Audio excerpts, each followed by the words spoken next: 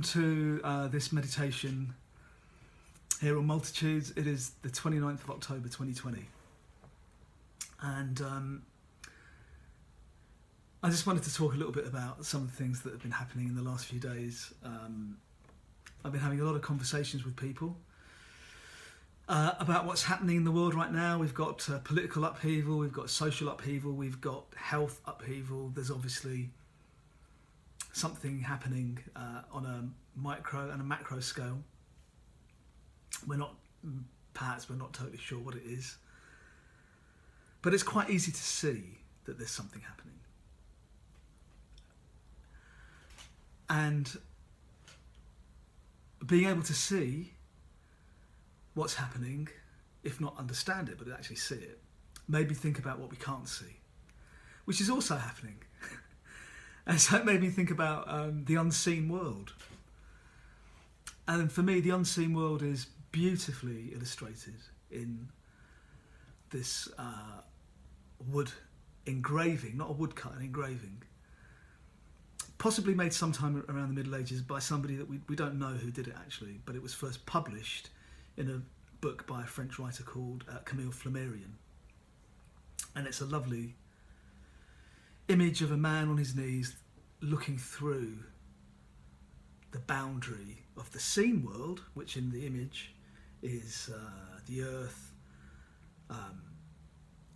the trees, the sun, the sky, the stars, and then being able to stick his head through the boundary to see something which looks like wheels, circles, clouds, strata, but something that's definitely beyond what he's able to easily see because he's piercing some kind of boundary, sometimes it's called the veil. Anyway, if you're here at this channel and you're listening to me, then you probably have some hunch that there might be an unseen world, or you're interested in the question of the unseen world, or you may have experienced something to do with the unseen world. It could be any of those, it could be a mixture of all of them.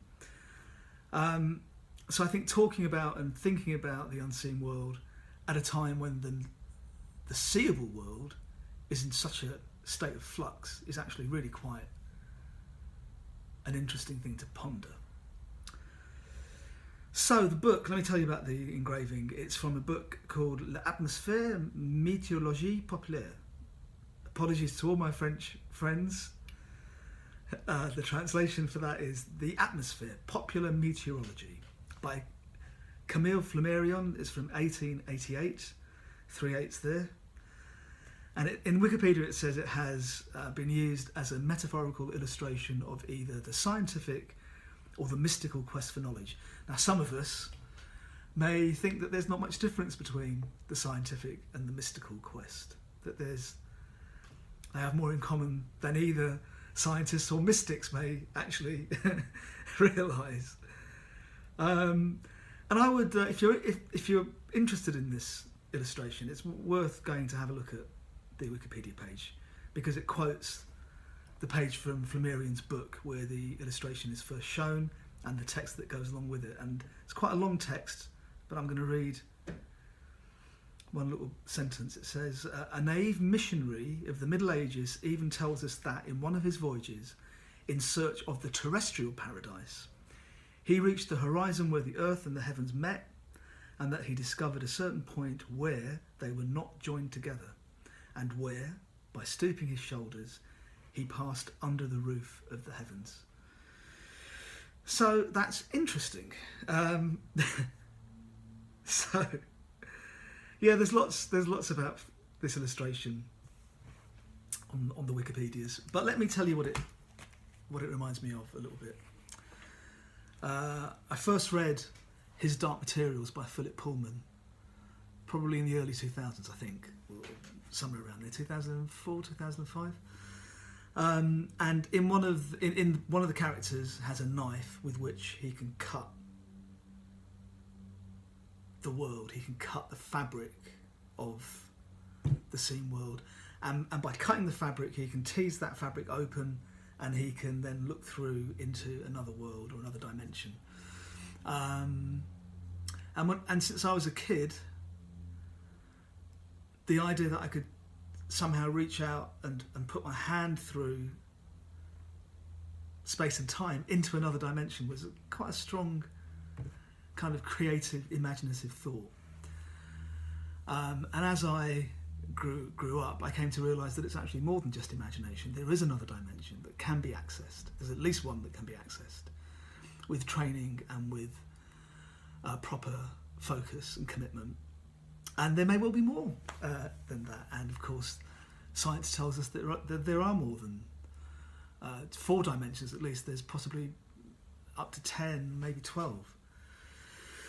How we access them is a whole other question. But a good start is meditation. You can access the inner dimension through meditation. The inner dimension is also connected to the dimension of the mind, thought. And that is connected to another level, and there's another level above that. And we can begin to connect, we can begin to experience, we can begin to decipher those dimensions that exist in the unseen world. We can begin to approach them through meditation. And the unseen world, for some of us, has as much a profound effect on us as the seen world does. And if you're interested in the unseen world, if you've experienced it or it has touched you in some way, then welcome aboard.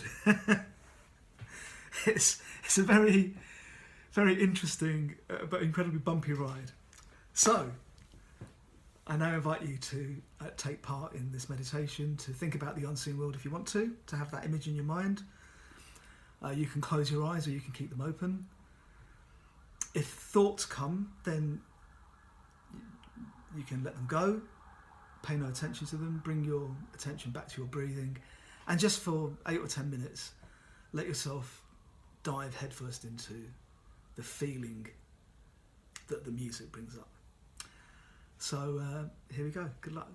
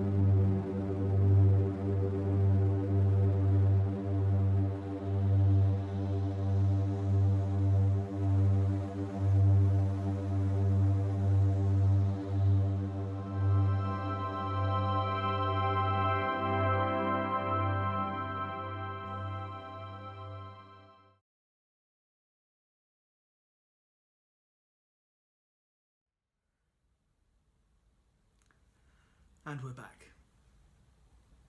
Welcome back. I hope that you found that at the very least relaxing. I'd love to hear if you have any experiences, by the way, or I'd love to hear your experience. If you have anything to say, any suggestions, any comments, anything happened that you think is okay to share, that would be really, really fantastic. I'd love to hear from you. And so far the reaction and the comments and the feedback has been really, really good. So please keep it coming. And so we're going to leave it there. Please subscribe, tell your friends, let everyone know who you think might get something from this. If you feel so moved, there's a PayPal donate button somewhere in the description. It would be nice to have some donations. That isn't the reason that we do these things, but it's always nice to eat, I think, for me anyway. And until next time, I wish that you, your family, your friends, your loved ones, your tribe, your nation, your world, and the creation in which you live are well, healthy and happy. And I wish you all the best. Thanks. See you next time. Bye-bye.